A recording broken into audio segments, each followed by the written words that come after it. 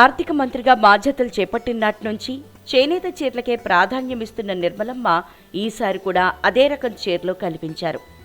ఏటా బడ్జెట్ వేళ ఆర్థిక కేటాయింపులపైనే కాదు, ఆర్థిక మంత్రి నిర్మలా సీతారామన్ ధరించే చీరలపైన అందరి దృష్టి ఉంటుంది. దేశ సంస్కృతి సంప్రదాయాల్ని ప్రతిబింబించేలా ఆమె ఎంచుకునే చీరలు ఆసక్తిగా నిలుస్తాయి. చేనేత చీరలంటే మక్కువ చూపించే నిర్మలమ్మ ఈసారి కూడా హ్యాండ్లూమ్ శారీనే ఎంచుకున్నారు. ఆమె బంగారు అంచుతో ఉన్న గోధుమ వర్ణం చీర, ఎరుపు రంగు బ్లౌజ్, ఒక శాలువతో కనిపించారు. దీనిపై ఉన్న చేపల ఆర్ట్ ఆకట్టుకుంది. దీనిని పద్మశ్రీ అవార్డు గ్రహీత దులారీదేవి మంత్రికి కానుకగా ఇచ్చారు. సీతారామన్ ఓ కార్యక్రమం నిమిత్తం బీహార్లోని మధుబనికి వెళ్లినప్పుడు ఆమెను కలిసి ముచ్చటించారు.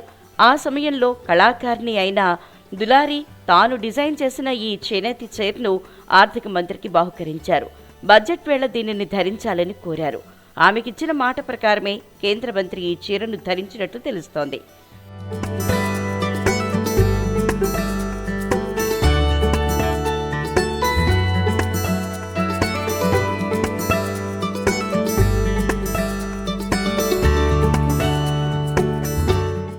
మధుబని ఆర్ట్తో ఎన్నో పెయింటింగ్స్ వేసిన దులారీదేవిని కేంద్రం 2021లో పద్మశ్రీ పురస్కారంతో సత్కరించింది.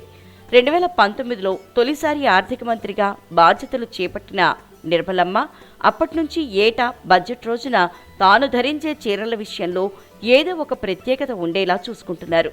సార్వత్రిక ఎన్నికలకు ముందు గత ఏడాది ఫిబ్రవరి 1న ప్రవేశపెట్టిన తాత్కాలిక బడ్జెట్ సమయంలో కాంతా చీరలో కళగా కనిపించారు. అయోధ్యలో బాలరాముడి విగ్రహ ప్రాణప్రతిష్ఠకు ప్రతీకగా రామబ్లూ రంగు చీర ధరించారు. ఈ టస్సర్ పట్టు చేనేత చీరపై గోధుమ రంగులో బెంగాలీ సంస్కృతిని ప్రతిబింబించే ఎంబ్రాయిడరీ ఉంది. గత ఏడాది ఎన్నికల అనంతరం జూలైలో ప్రవేశపెట్టిన బడ్జెట్ సమయంలో తెలుపు రంగు, బంగారు మోటిఫ్లతో ఉన్న మెజంతా బోర్డర్ కలిగిన చీరలో ఆమె కనిపించారు.